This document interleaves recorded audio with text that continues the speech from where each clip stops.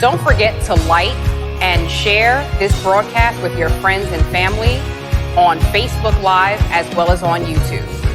Let all of your friends and family know to subscribe so that you know when the Center of Hope is going live. Welcome to Real Talk. I'm your co-host tonight, Bishop Mitchell G. Taylor, and I'm so glad that you decided to join us. I hope that you can hear me clearly. I'm glad that you're here. Please hit that share button and tag and share and be a blessing to someone else by letting them know that Real Talk is on the air. I'm going to bring our co-host in on tonight. We got a lot to talk about. Got a great interaction, and I believe tonight's going to be a great time of fellowship with all the Real Talkers on tonight. So let's welcome our co-host on tonight, the Honorable Bishop Liston Page II. Bishop, welcome. Hey man, how you doing? Something's wrong. Can you hear me? Yes, sir. I can hear you. Okay. I can hear you good. Okay. Can you hear me? Yeah, I hear you. You're delayed, but it's fine. Okay. All right. It may be me. Well, hopefully we catch back up with each other. We're delayed, but not denied. Well, listen, welcome to all the Real Talkers on tonight, and to you, Bishop. It has been an eventful week, and I'm just grateful to the Lord that we are still here to talk about it. And we've got an exciting conversation prepared for the Real Talkers on tonight, and of course, you are responsible once again. I want to blame you for this conversation tonight. You posted a picture on Facebook a couple of days ago, and I picked up on it because anytime something is posted, that you post, or the Greater Highway or Highway post, I'll get a notification. So I got this notification of this photograph, and I said, that's what I want to talk about on Monday night. And as you know, we prepared this for the Real Talkers on tonight. So I want to make sure that all the Real Talkers are with us on tonight. I want you to hit that share button. Sharing is caring. Let someone know that we're on the air. And tonight, I just want to highlight this photo and let this photo be the jumping off point for our conversation on tonight. T, can you show that photo?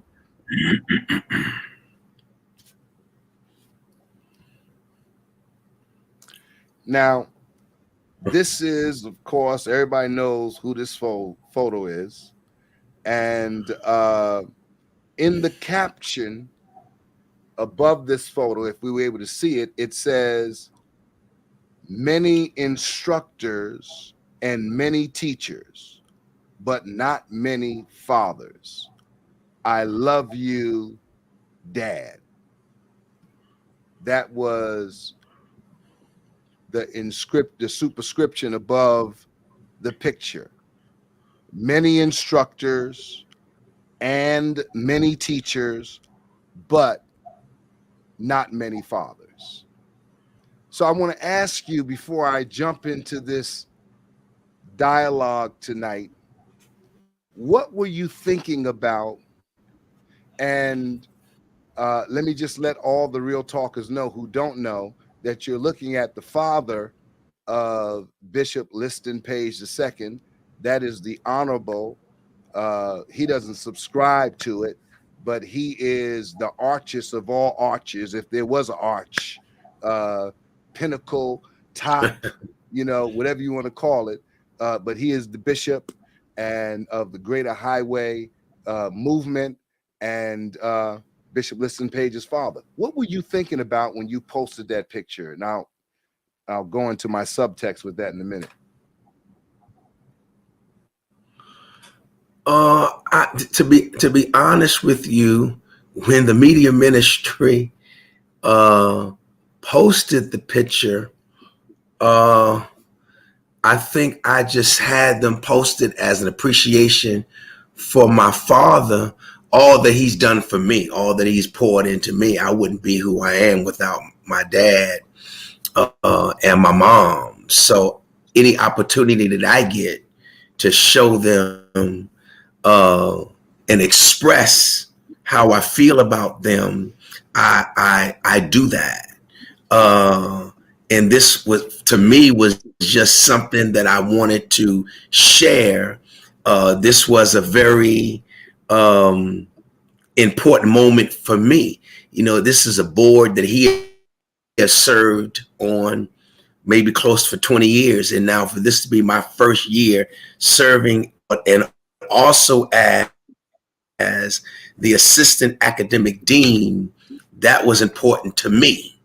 But just for him to be there and to see some of his deposit that he has poured inside of me come to fruition, I did this in honor of him. I think that's what I was thinking about. And then revisiting that whole text in 2 Corinthians, many instructors, many fathers, we got many tutors, but not many fathers. I think that one is not, I don't think Paul is trying to say one is less than the other, but he was really saying is it's nothing like a father. There's something special about the imprint of having a parent, parental guidance, parental direction, that how can I say it, unconditional love as a part of your life. I think that's, in my mind, that's what I think about when I look at pictures of myself and my father. And let me just say this parenthetically, I believe since the death of my niece, pictures mean a lot more to me now than they used to. Because I have a picture of her in my home. And I look at that picture and I remember when the picture was taken. I remember where we were when I took the picture. So I think pictures for me now mean a lot more than they used to. So someone captured this moment and they sent it to me. And once they sent it to me, I said, hey, I've got to give this to the media ministry. And then of course they posted it. Yeah, well, immediately, and I know that there's a little delay tonight. I'm just trying to troubleshoot to find out where the delay is coming from here. It may be coming from our master hub. I'm not sure what it may be. So, Real Talkers, I know we lost some folks tonight because of the interruption in the broadcast. So, if they see Bishop Page drop out and just come back in again, it's only because we're doing a reconnection. But I want everyone to get, this is going to be a powerful conversation on tonight, because we planned this strategically, and you know what, the enemy doesn't want this conversation to go forward, because this is going to be a powerful dialogue about fathers and sons and how important it is for us to value the life of African American men in our communities, in our homes, in our churches, our sons, and I think particularly I want to put the emphasis on our sons and the value that we should recognize and acknowledge. But then number two, the deference and the respect that sons must have for fathers. But if that ingredients is not put in them, if it's not, I don't know, we'll talk about how that gets there, how they get there. And I think that's important, because I think that a whole generation is missing out on the benefit of exploiting a good father. How could you allow a good father to leave the earth without tapping into the veins where the anointed blood flows?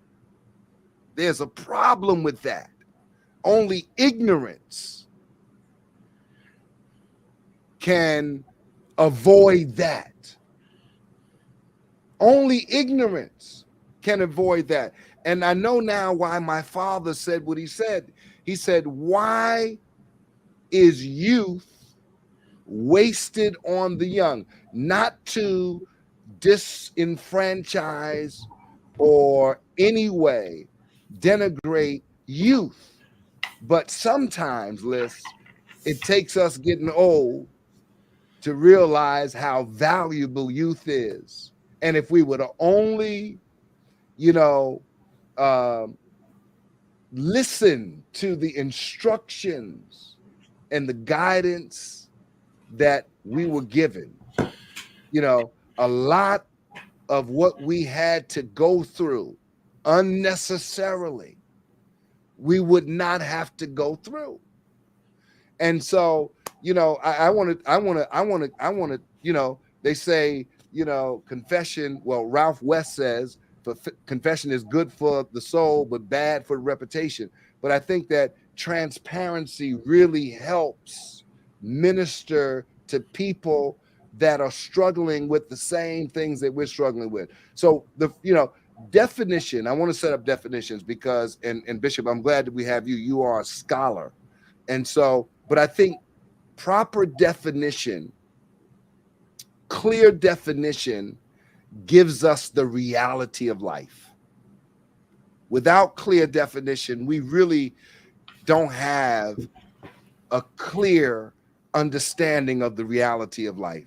And so I want to talk about, I want to ask you, first of all, what does it mean? What does fatherhood really mean?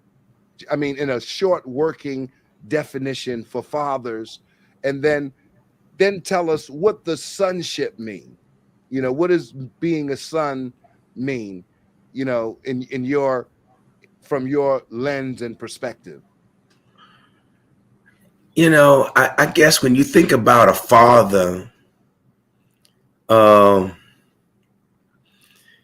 there's so many, there's so many things that come to my mind.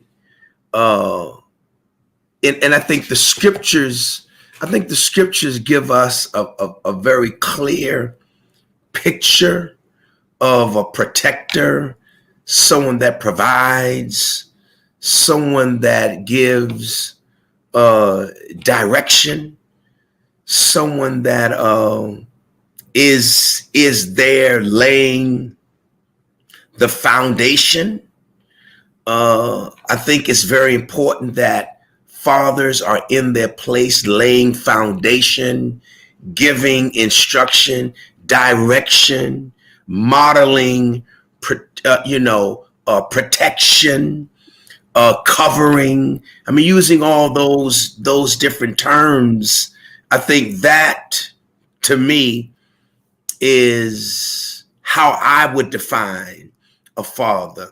Even someone that is a nurturer, someone that cares, someone that has the capacity to listen, someone that knows how to administer love when it's needed in a stern way, but also in a caring way. However that may look, I think fathers fulfill several roles in the life of a young lady, in the life of a young man. I think fathers are there to watch over. I think fathers define purpose and give definition to who we are as people. I don't think that you can replace a father's role. I think when a man operates in that real role, he operates out of the image of God. I think he reflects God's image, a man loving his wife like Christ loved the church, giving his life. I think fathers are extremely sacrificial. They're giving, they're present, they're not absent. absent, and even if they're present not in word, you can sense their presence there. They make an indelible impression. They set temperature, atmosphere, environment. I think it's a myriad of things that fathers do.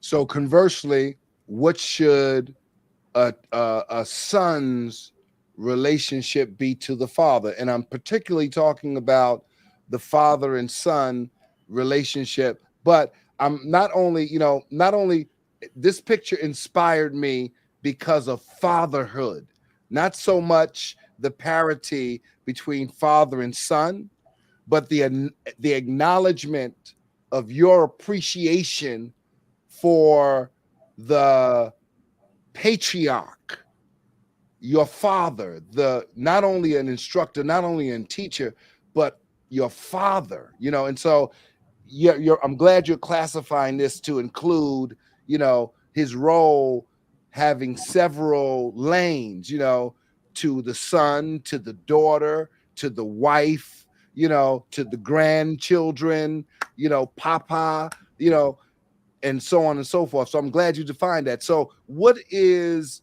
the responsibility, or what do you think about the siblings to the father? What does that look like? I think the number one thing any parent desires, to be honest, from my lens, is respect. I think that is a major piece of the relationship of father, son, mother, daughter, parental relationships. I think it's all about respect and honor and appreciation.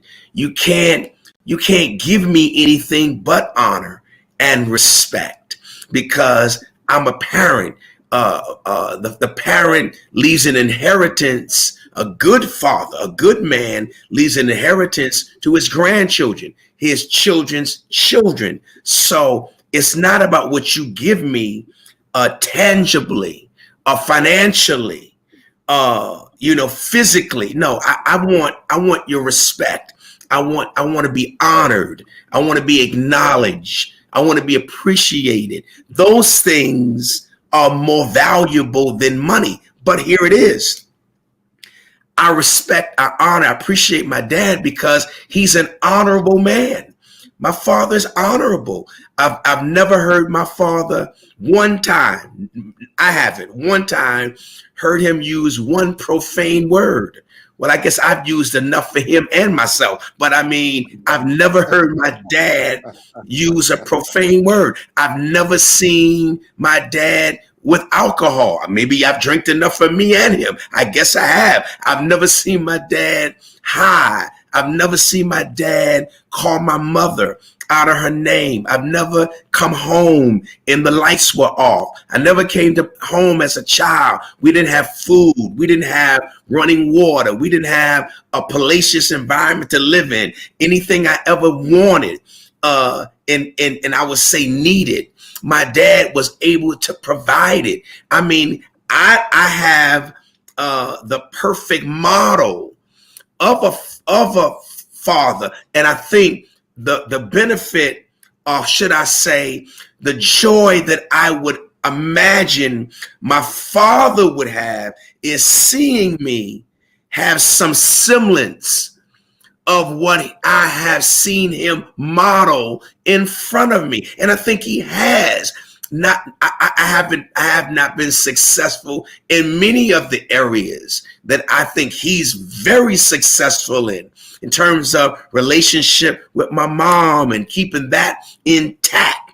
But I think there's other aspects that I model well, that I am a reflection of him, but I can respect my father.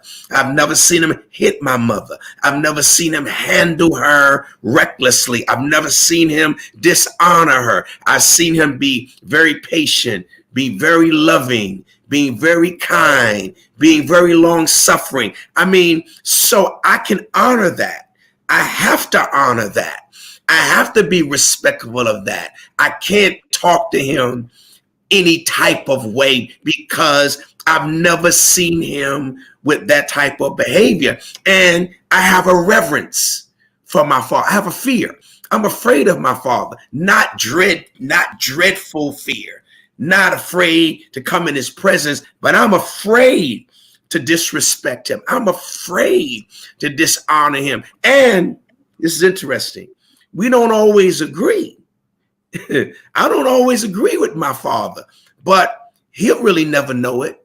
I will never openly dishonor him with words. I'll disappear before I do that. I'll never in public shame him and make him look bad. I just think, the greatest deposit I can give back to him is honor and respect. And I love him unconditionally. So I think, as a parent now myself, I don't necessarily want anything from my children by way of giving them giving me a gift. No, give me the same honor that my father modeled to me, that I hope to some degree I've modeled to them. So I think to me, that's sonship. Sonship is the son looking like a reflection of the father and perpetuating into perpetuity the teachings and the instructions of the father. To me, that's sonship. And Bishop Nixon said, I typically want, let me just say to the Honorable Bishop Darius Nixon, thank you for joining us in the Real Talkers on tonight. He said, I typically want nothing tangible from my children. I agree, Bishop. Honor is the ultimate exchange. Honor is the ultimate exchange.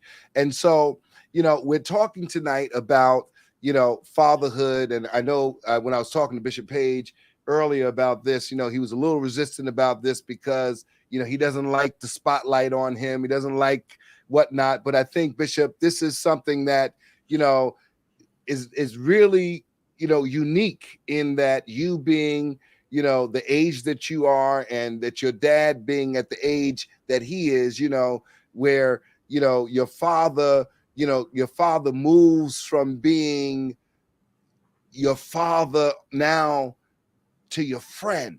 You know what I mean? And he's still, you still hold him in utmost respect and reverence, but to be able to laugh with him. And then earlier, show that picture one more time, please. Earlier we showed this picture. I want to just contextualize it. This was at the African American Joint College of Bishops that's held in Cleveland, Ohio.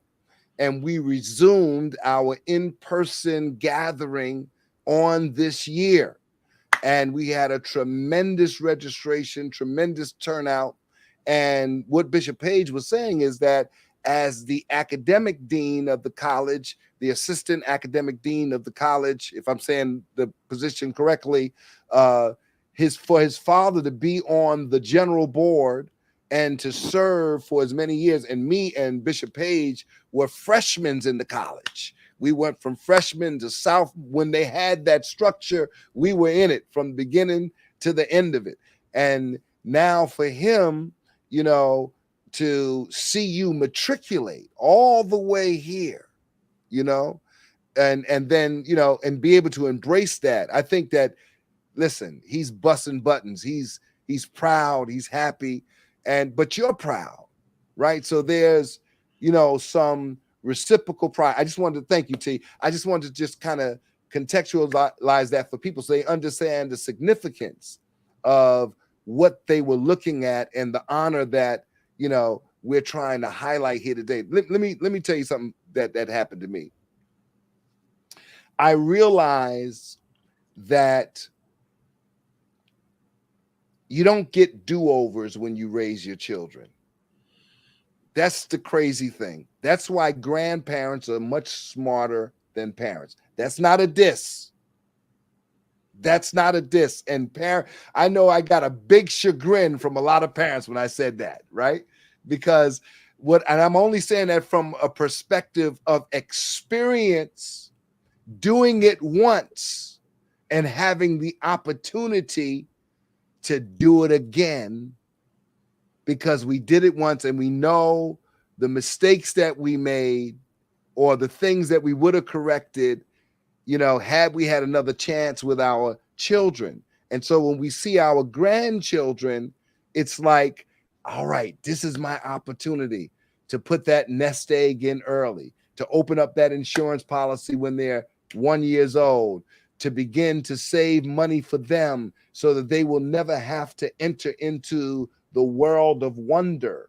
You know what I mean? Because there'll be resource, because a good parent, a good father leaves an inheritance for his children and for his children's children, right? And I think if, we can probably even take it further than that if we wanted to.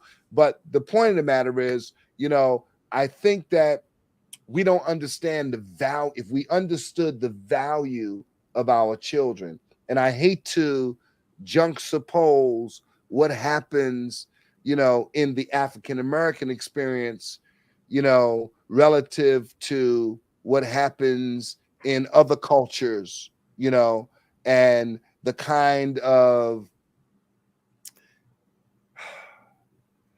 integrity, verity, all those things that parents put on shaping and creating a pathway for their children to be better and greater than they were. And, I just think that, we're all in.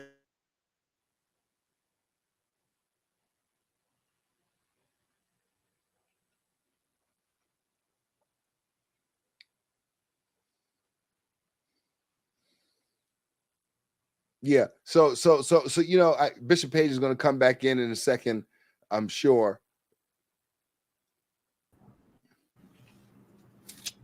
Can you see me? Yes.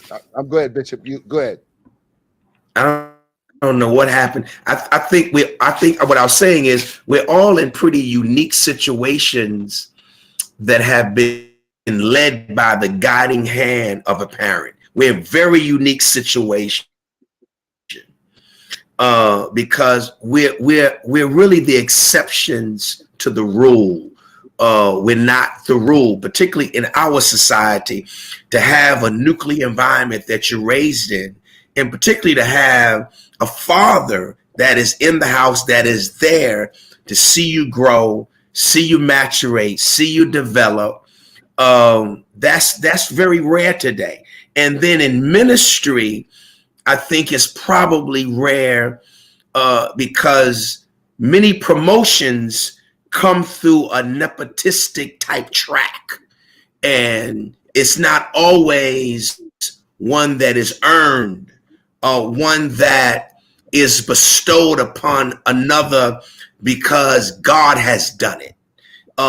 Normally, it's because of pedigree, family lineage. It's not always because the son or the daughter or the cousin or the nephew, the niece, whoever that may be, came up through the ranks and earned it. And I think I come from that era where you had to earn it. They didn't just give it to you. You had to earn it. You had to be in Bible study, all night prayer. You had to be prepared. You had to be released properly.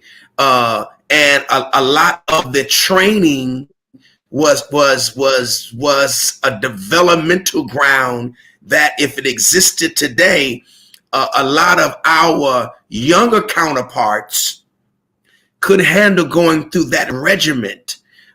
Maybe that nomenclature or that particular pathology was not healthy in the minds of some people, but that was the process that I went through. And I went under that process with the leading hand of my father, being the main orchestrator of my development. And I personally deeply appreciate that, because I was corrected. I was told when something was wrong. I was chastened. I felt the wrath of when something was done wrong. I was told, you're not that good yet. And when you think you're that good, you're still not that good yet. I mean, that was the type of training, but it came from a father. And then I knew it came from someone that loved me and had my best interests. So, you know, I think men like yourself and me, I think we're outliers in many respects. And that is one of the reasons also that I have such great admiration and respect for my dad, because everything I know about the Lord, everything I know about church, everything I know about serving, he taught it to me. And that which I continued to build upon was from instructors and tutors and mentors, but not a father. Well, you know, I was trying to find it. I saw something in the comment section that I wanted to highlight on tonight. But let me just say this. When my father was in the hospital, and I've said this before, I just want to say this as a little nexus. I wanted every night, I wouldn't go to bed without going to the hospital. And when I would go, I would sit there till 1:30 in the morning. We talk about all different things and so on and so forth. And one night when I left, you know, he wasn't that talkative. And because he wasn't that talkative, I was saying, well, Dad, I'm going to go ahead home and I'll see you tomorrow. And he said something, you know, to me, and I didn't really take much thought of what he said, but I left and went home. Needless to say, he died that night. And when I came back to the hospital, you know, I was there and I said, you know, he was already gone. And I said, man, if I know, I was just here 2 hours ago. If I would have known, there was so many things I had to ask you. And so that's what I talk about. That's what I'm talking about when I say, don't let your parents leave without exploiting, especially if you have good parents. If you have parents that have wisdom and knowledge, and you know, you want to tap into that. You want to get that, you know, because like you said, and the same thing, you know, we had to earn our positions. And matter of fact, we had to run faster, stay up later, get up earlier, because there were other ministry gifts that were already in place. I know in our ministry, there were other ministry gifts that were far superior than my gifts, and their tenure was much longer. And so, but I had to prove myself. And so that necessitated me, you know, working, I mean, really working and giving myself over, you know, to service and proving that this is what I wanted. This was the path that I wanted to take. And little did I know, they wanted as many people to take that path as possible, when I thought they were trying to discourage you from the path. I thought they were trying to discourage you. There were so many roadblocks and so many felt like haters. I know how to categorize it now as haters. Back then, we didn't call it haters, but You know, they weren't. They were there to make sure that you were prepared for the journey. You know, I thought they were against you. But I mean, when I think about it now, especially when you look at where are the Joshuas per se, cousin Robert, where are the Joshuas, the proverbial Joshuas, and not barring the fact that Joshua was 90 years old, you know, but my point is, where are the Joshuas? Where are those? And so there's no question that they wanted us to succeed and to be in succession, but you weren't going to do it without proving in earnest that you knew how to handle God's commission. Well, they taught you patience. One thing's for sure. They taught you patience. They were not going to put you in any position prematurely. They were going to make sure that you were totally prepared and ready before they released you to do anything in the ministry that was going to be standing in front of people. I mean, I remember very vividly the first time, one of the first times that I taught Sunday school, where I now pastor in Paterson, New Jersey.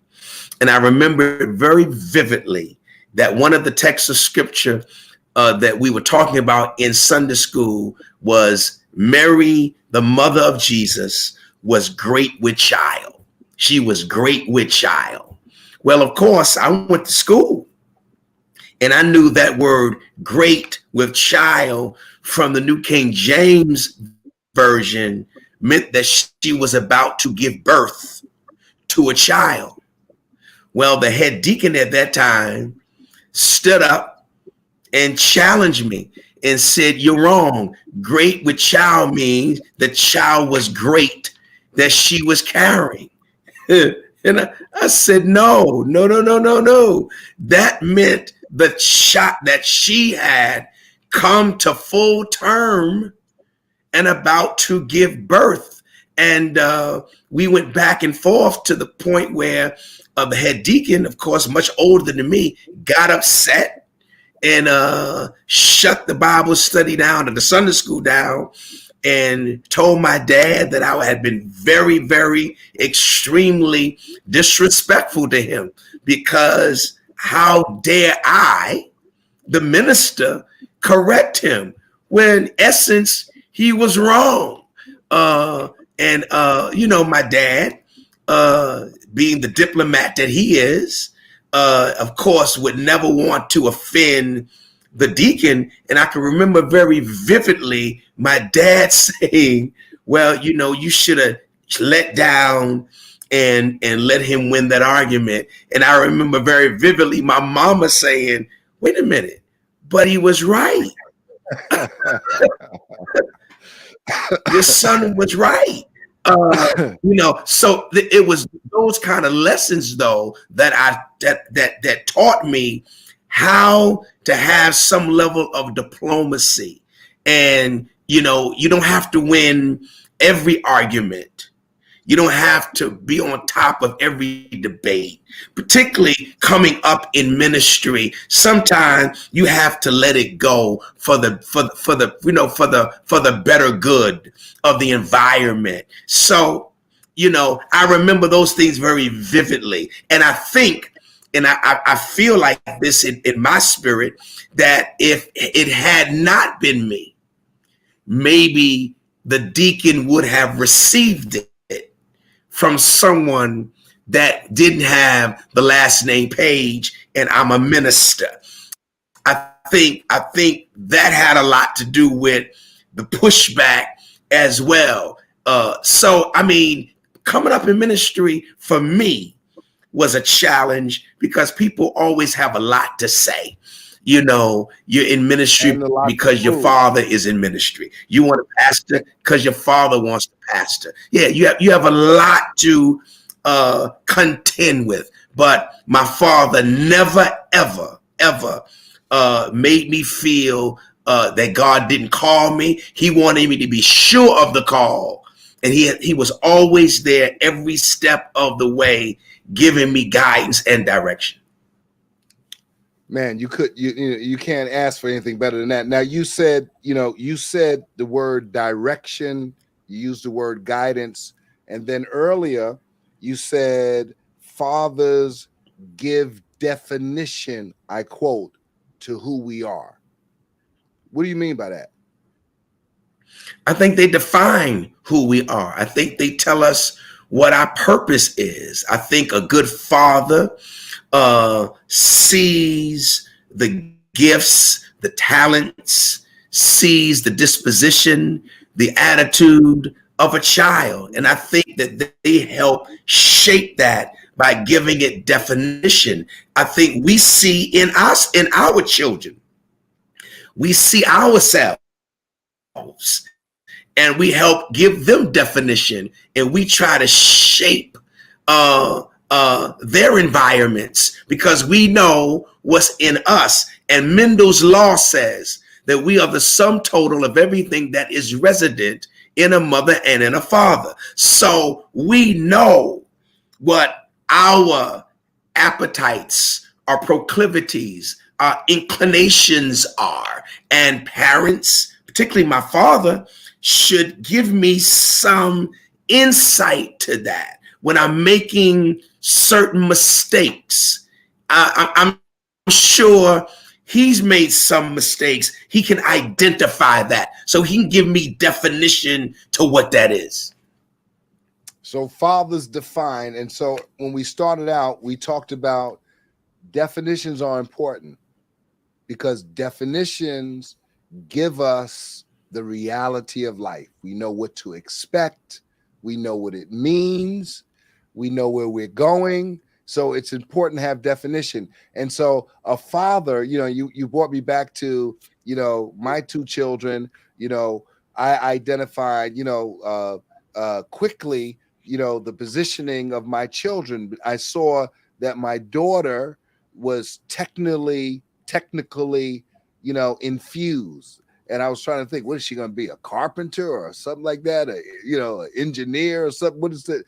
And she was messing with all the electronics in the house and collecting all the VCRs. And eventually she learned how to tape from one VCR to the next VCR and she knew how to edit on the VCRs, crazy stuff that, no one would think of. And I said, you know what? She's going to be in media. And then my son, he was the other on the other spectrum. He loved the camera. He loved to be in front of the camera. He loved to take pictures. He loved to be loved to be the 100-watt bulb, And so I saw him. She was behind the camera. He was in front of the camera. And so both of them had, but I identified that and gave definition to it, and then did what? Gave instruction and direction, so that both of them could be successful in that field. Mitchell shot a featured movie with Denzel Washington, Hurricane. He played Reuben Hurricane Carter as a kid, and Denzel played him as an adult. I never forget when he came out to the final edition, Denzel came out and said, "Rev, he looks like me, right?" I said, yeah, of course. Say what you want. And, but those are the things when I think about when you talk about definition, And another thing I think fathers do in defining us is modeling before us, what life should be like. I seen my father get up every day and go out and take care of his response, go to work and build a ministry. And, I saw that, I experienced that. I saw him, selflessly, give himself and work, and he was bivocational. So, he worked part of the day and then worked the other part of his whole life was consumed because he believed that his money, his resources that he was making, that he was to invest it This is crazy. That every dime, that not just the tithe, listen, that there was an urgency to preach the gospel, to save people, to rescue people. He said, I wish salvation was a pill, because if it was a pill, I'd run around the projects popping pills in people's mouth. But he had to invest in a mechanism and a pathway for people to be saved. And he was making more money in order to invest more in winning the lost. Where has that gone today? My Lord. You know, that whole modeling piece, you know, I think about my dad pastoring 4 churches at one time, you know, Boston, Massachusetts, Patterson, New Jersey, Manhattan, in South Carolina, and seeing him go from place to place, pastoring New York Bible study Tuesday, Boston Wednesday, Patterson Thursday, somewhere Friday, first Sunday New York, second Sunday this place, third Sunday another place, fourth Sunday, then fifth Sunday all the churches come together for fellowship. You know, I grew up in that nomenclature. That's what I am accustomed to seeing. And now me as an itinerant preacher that pastor, but yet travel in ministering around the country, the world. I mean, I saw my father model that. So now I'm doing it. So I think, you know, we're all products of an environment that we are nurtured in. And that's the environment that I was nurtured in. I'm a churchman. I love church. I like the tactile, physical environment. I've come to love the ethereal, digital, virtual world, but I'm a churchman. I grew up in this soil, but it was modeled for me. I saw my dad do it. I saw his study habits. I saw his prayer life. And it was interesting. I was thinking about this.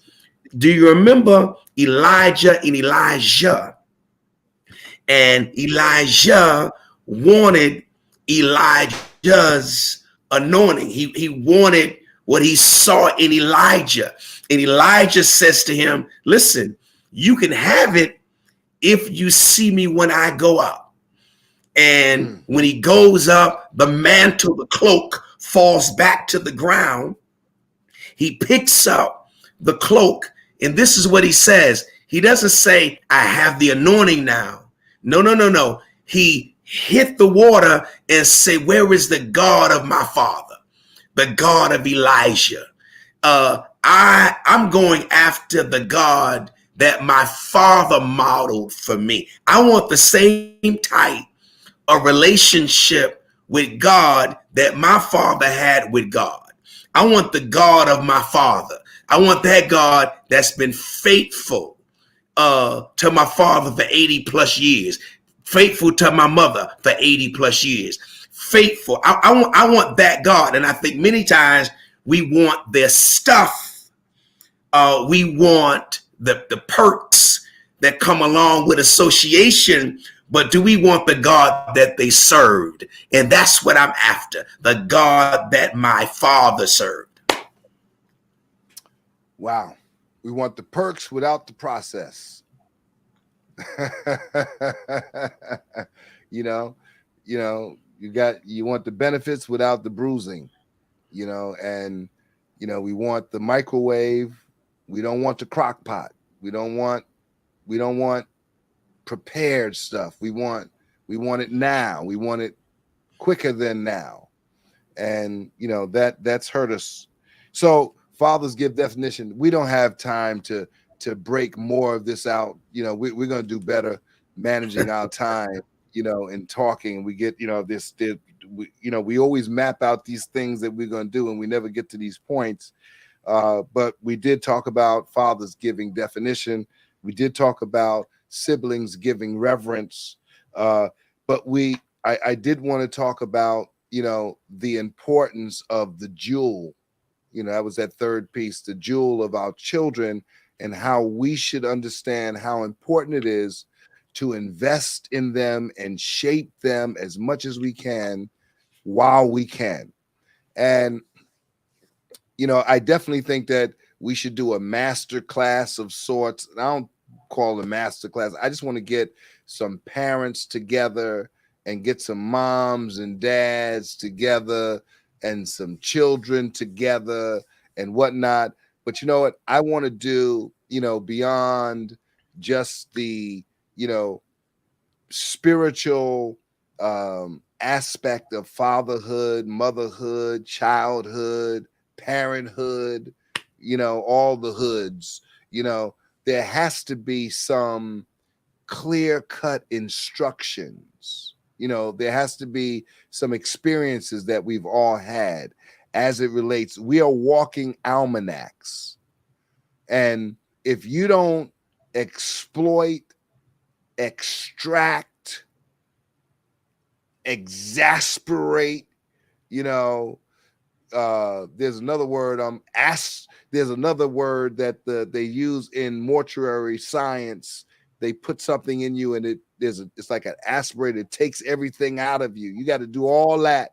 You got to get everything out of us before we leave here. And we listen, don't be ashamed. Somebody told me one time, Bishop, if you don't use my name, it's your own fault. And I was like, wow, I feel like I got a blank check. That's just like you, Bishop. You say, Mitch, if you don't use my name, that's your fault. You're the only one in the country in the world that could do it. But if you don't do it, don't blame me. You know what I mean? And I think about that even in our relationship with Christ. We don't use his name. We don't use his pattern, his model, his reference, his teaching on everything that we're experiencing today. That's not his fault. It's our fault. Okay. It's 9:56. We got to do better structuring this. We should have, mapped this out a little bit with time codes, right? But we'll come back to it next week because there's a couple of things that we left out that were real. I want to talk about my relationship with my son. I want to talk about the biggest mistake I made with my own son, and how fathers and parents need to understand that they are precious cargo. And we have to do our best. But I know we got to be very, very careful when we craft out instructions and directions for people to follow.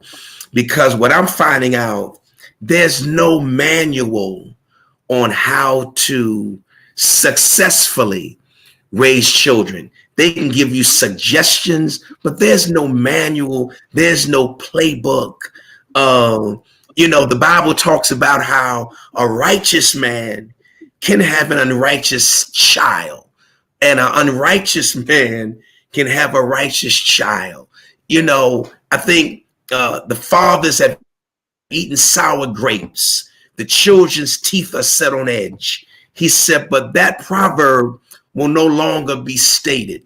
The soul that sinneth, that soul shall surely die. That is why, in the Jewish world, in the Hebraic thought, when they raised their children, they invested heavily for the first 12 or 13 years of their life until they reached that age of accountability, when by that time you should know right from wrong, and the choices that you make now, you have to pay the consequence and the repercussion for it. And that's why they had the rite of passage, or these ceremonies called a bat mitzvah, and a bar mitzvah, because for the first 12 to 13 years of the boy's life and the girl's life, they were being taught Torah, they were being taught the law, they were being given a work ethic,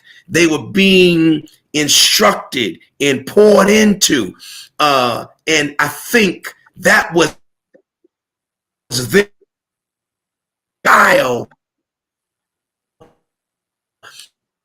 Some tools put into the toolbox of life that they could reach into and at least start trying to learn how to operate with. I don't know if we have done a good job at that. I don't know if that is the answer, but I do know raising a family, pouring into children, unfortunately, there's not a perfect manual or playbook. But Solomon said, raise up a child in the way that he should go. And when they get old, they will not depart from it. So I think, planting that seed, one plants, another waters, but it's God that gives the increase. I think we can plant in the life waters, sometimes life plants, and consequences water, and then there comes an increase. Life is extremely fluid. Most of the time, life is fluid. You don't have to look for relationships. It's going to find you. You don't have to look for challenges. They're going to find you. Opportunities, time, chance happens to us all. It's just a part of life. But are we equipping them for when those opportunities come? Are we equipping them when challenges come? Are we equipping them when they go on a job interview and the job interview does not go well? They get no instead of yes. I think that's our job, to pour into them the good and the bad, disappointments and successes. That's why my parents didn't always say yes. They didn't always say no, because they wanted me to get used to knowing what it sounded like when someone said no or when someone said yes, and try to give me as much of a balance as possible. But in my humble opinion, I don't think there's a perfect manual to raising any child. I think it's a case by case situation. And, unfortunately, that's why we have to do all that we can so we don't have the type of regret sometimes that we experience. I think you're absolutely right. I think that point well taken. And we are two examples of two people that if our heads wasn't so hard and our necks wasn't so stiff, and we would have just stayed in the guardrails, that's an example. Why would a man as honorable as your father be burdened? Why would a man as honorable as my dad be burdened with what I burdened him with? I burdened him. I put a heavy burden on him. I did. I kept that man praying. Man, wow. That's,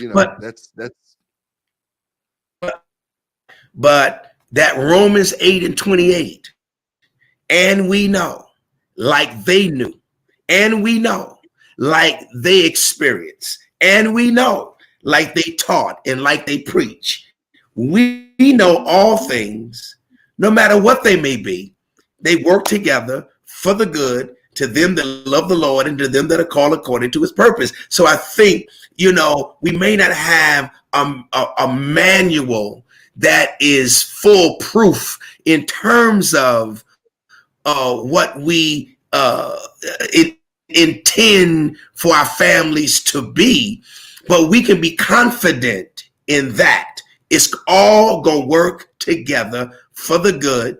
And God is not a God that is unfaithful to remember the sacrifices that our fathers have made, the sacrifices that we have made, and the seed of the righteous shall be delivered. I stand on that. The seed of the righteous must be delivered. Now, it doesn't mean they're going to be delivered to be pastors, bishops, potentates, church mothers, evangelists, but I believe they're going to be delivered. They're going to ultimately be saved. And I think that brings me confidence and brings me some comfort and some solace. And I think every parent should have that confidence, that because sometimes we may not have modeled righteousness, holiness, perfection in the face of our children. We may have done the best that we felt we could have done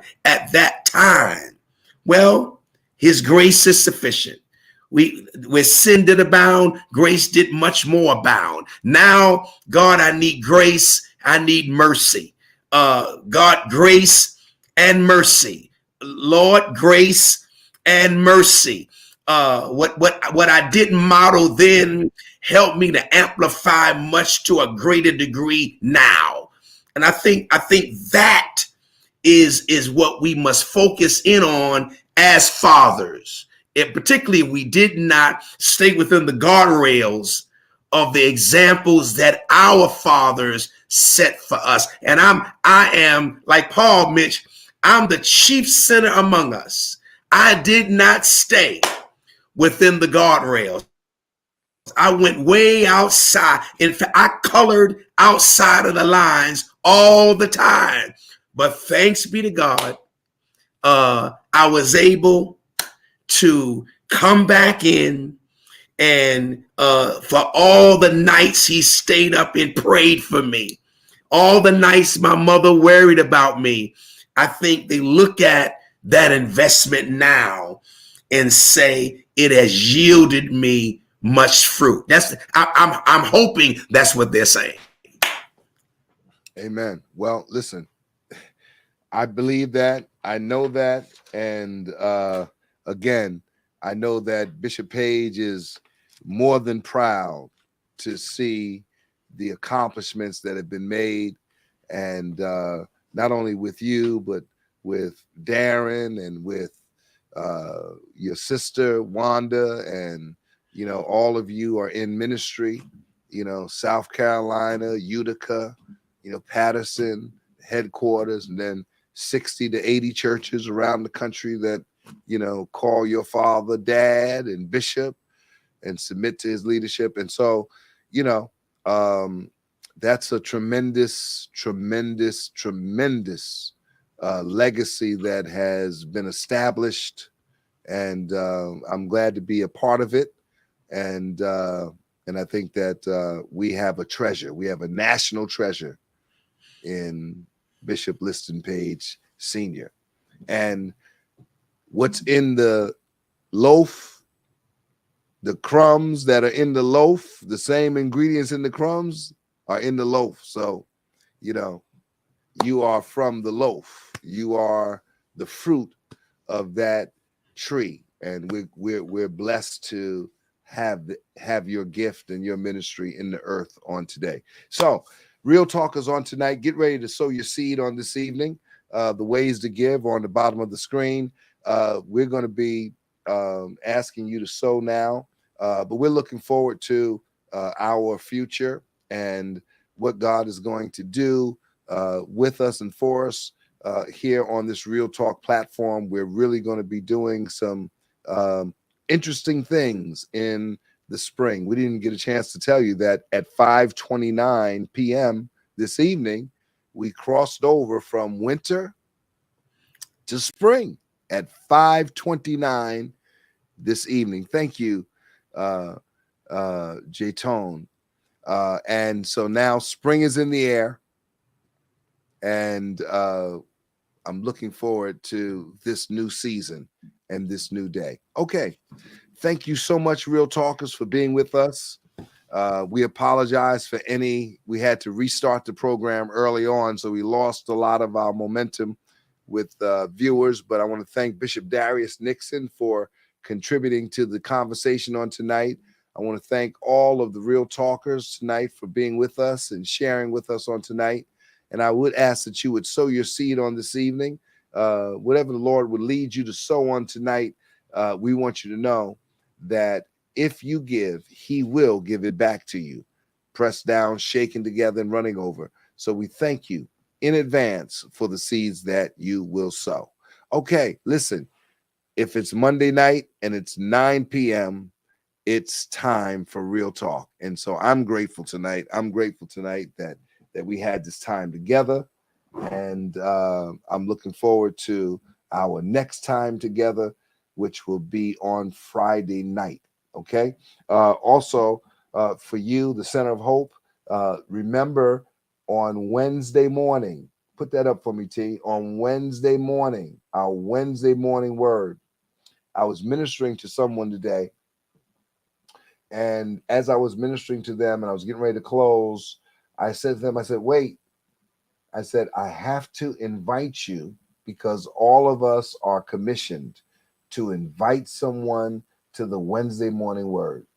And so I have to send the link to this person so they can be on the Wednesday morning word with us on Wednesday. All right. The sanctuary opens at 5 a.m. and you're welcome to be with us in meditation and reading the word and amongst yourself or doing whatever you're doing in meditation until we start. And I start promptly at 6 p.m. sharp with the teaching, and 6 a.m. rather sharp with the teaching. And it's a powerful, inspirational word for the people of God early in the morning, 6 o'clock. So there's the code. Take a picture of it, make a note of it, and you'll be blessed by sharing with us on today. I think we got Bishop Page back. Bishop? Man, I don't know what's going on with these lines tonight. Man, there's something in the air, man. I don't know what it is. I'm going to get the guys to come and check it out tomorrow. But we got through it by the grace of God. Thank you, Melinda, for your seed on tonight. Don't forget, Wednesday morning word, 6 a.m. Bishop Page, you got any announcements you want to share on tonight? No, man, this has been tremendous. It really has been outstanding. And, we need to continue to talk about these relationships of parents with children. And hopefully we can